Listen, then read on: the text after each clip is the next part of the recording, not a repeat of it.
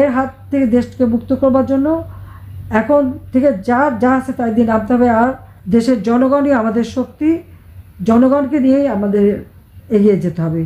সেটার টাকার অভাব নাই, সে তো গরিবের টাকা লুট করে নিয়ে রক্ত চুষে খেয়ে এখন বিদেশে পত্রপত্রিকা হায়ার করে সেখানে নানা ধরনের অপপ্রচার ছড়াচ্ছে।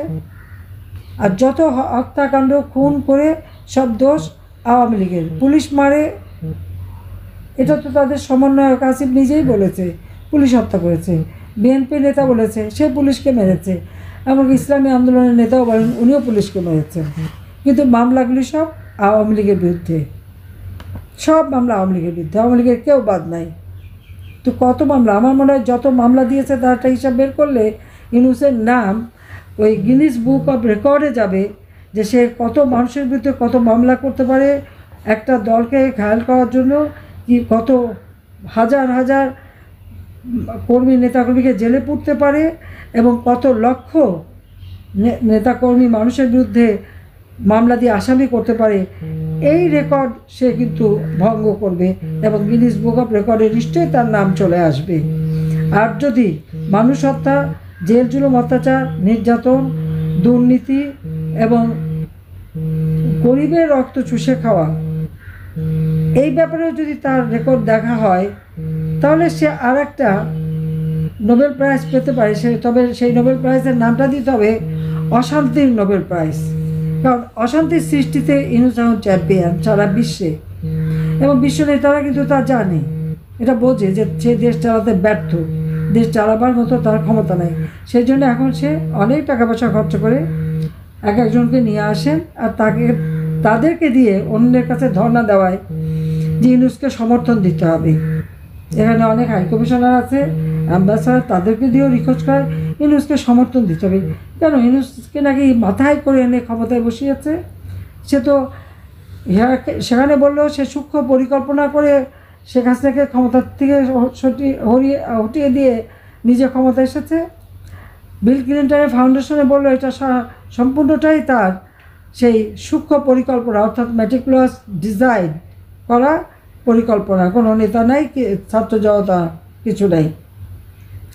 আবার সুইজারল্যান্ডে ডাভোসে ওয়ার্ল্ড ইকোনমিক ফোরামে যে বলে যে আমি কিছুই জানতাম না, উনি নাকি কিছুই জানতো না, ওনাকে নাকি সবাই ধরে এনে ক্ষমতায় বসিয়েছে।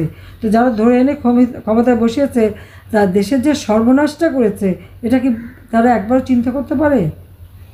দারিদ্রের হার যেটা আমি 18% কমিয়েছিলাম, নিশ্চয় এটা এখন 19-20-এ চলে আসছে। আমি 26.88 বিলিয়ন রিজার্ভ রেখে এসেছিলাম। ইনফ্লেশন আমার 9%-এর মধ্যে ধরা ছিল, সেখানে 11%, 14% পর্যন্ত ইনফ্লেশন তুলেছে, দারিদ্রের হার বাড়িয়ে দিয়েছে।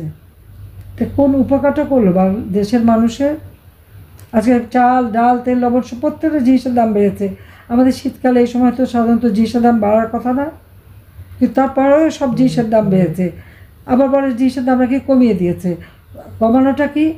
প্রত্যেকটা মিডিয়া, রেডিও, টেলিভিশন, পত্রিকা, সব জায়গায় ইউনূসের এজেন্ট বসা, এবং তাদেরকে থ্রেট করা হয়, এবং সেখানে মালিকানাও কেড়ে নেওয়া হয়েছে। বাজারে যে টেলিভিশন নিয়ে যাবে আগে বলে দেয় দাম কমিয়ে দিতে, যদি কমিয়ে না বলে তো ওই দোকানও থাকবে না, লুটপাট করবে, আর টেলিভিশনও থাকবে না, জ্বালিয়ে দেবে। তখন তারা কম করে দাম বলতে বাধ্য হয়। কিন্তু প্রকৃত দাম পাওয়া যায় যখন ক্রেতারা নিজেরা কেনে, তাদের পকেটটা যে খালি হয় সেটা তারা বোঝে। আজকে দিনমজুরের আয় রোজগার নাই, আজকে সাধারণ খেটে খাওয়া মানুষের আয় রোজগার নাই, ব্যবসা বাণিজ্য নাই, একটার পর একটা শিল্প কলকারখানা বন্ধ। এ পর্যন্ত প্রায় 150-এর উপর গার্মেন্টস বন্ধ হয়ে গেছে, ইন্ডাস্ট্রি বন্ধ হয়ে গেছে, শ্রমিকরা বেকার হয়ে মানবিত জীবনযাপন করছে। আজকে কৃষকরা সেচ পায় না, সমস্ত জমি চাষ করতে পারতেছে না, কি বিদ্যুৎ নাই। আমি তো প্রত্যেক ঘরে ঘরে বিদ্যুৎ দিয়ে এসেছি, বিদ্যুতের তো কোনো কমতি ছিল না। 28,000 মেগাওয়াটের মতো বিদ্যুৎ উৎপাদনের সক্ষমতা আমরা অর্জন করেছি। আমাদের যেটা চাহিদা হতো 16,000 মেগাওয়াট, 17,000 মেগাওয়াট, আমরা তা উৎপাদন করতাম। এখন হচ্ছে না কেন? বিদ্যুৎ তৈরি করার জন্য যে উপকরণ কেনা, সেটা অর্থ তো বাজেটে ধরা ছিল, সে টাকা গেল কোথায় তার জবাব দিতে হবে তাকে, সে জবাবও তাকে দিতে হবে। একদিকে দেশটাকে লুটে খাচ্ছে, আরেকদিকে খুন করছে, আর সব জায়গায় আওয়ামী লীগের দোষ। আওয়ামী লীগের দোষটা কিসের? আওয়ামী লীগের আমলে এই দেশের মানুষ দারিদ্র্যমুক্ত হয়েছে। আওয়ামী লীগের আমলে এদেশের মানুষ দুবেলা কেন 3 বেলা 4 বেলা খাবার সুযোগ পেয়েছে। আওয়ামী লীগের আমলে এদেশের মানুষের বিনা পয়সা ওষুধ পাচ্ছে কমিটি ক্লিনিকের মাধ্যমে, চাকরি পেয়েছে, কাজ পেয়েছে, ফ্রিল্যান্সিং করতে পেরেছে। স্যাটেলাইট বঙ্গবন্ধু 1 উৎক্ষেপণ করে দিয়ে মানুষকে আমরা সুযোগ করে দিয়েছি। প্রযুক্তি শিক্ষা দিচ্ছি, সব দিক থেকে দেশ এগিয়েছিল। সারা বিশ্ব বাংলাদেশকে উন্নয়নের রোল মডেল হিসেবে চিহ্নিত করতে হয়। সেখানে এরা প্রত্যেকটা জিনিস জ্বালিয়ে পুড়িয়ে ছারখার করেছে। জ্বালিয়ে পুড়িয়ে ছারখার করে বলে গাঁজা বানিয়েছি। গাঁজার চিত্রটা আর বাংলাদেশের এই ইউনুস ক্ষমতা আসার আগের চিত্র দ্বারাও জ্বালাও পোড়াও, মেট্রো রেল, এক্সপ্রেসওয়ে, বিটিভি ভবন থেকে শুরু সব যে আগুন দিয়ে পুড়িয়েছে, সারা দেশ যে আগুনে জ্বলছে, ঠিক তার আগে ওই 7ই জুলাই আগে বাংলাদেশের চিত্রটা একটু তুলনা করে দেখুন তো। ইউনুস ওটা বলবেই। আর ইউনুসের বিচার ইনশাআল্লাহ সে বিচারও করব। দেশের মানুষের অর্থ সম্পদ লুটে দিয়ে হত্যা করে বাংলাদেশটাকে একটা শ্মশানে পরিণত করে আজকে যে বেশ সুখে বাস করে এখন আর নিজের বোধহয় আত্মবিশ্বাস করে গেছে। এখন এর কাছে ধর্ণা দেয়, ওর কাছে ধর্ণা দেয়, তাকে যেন একটু সমর্থন দেয়।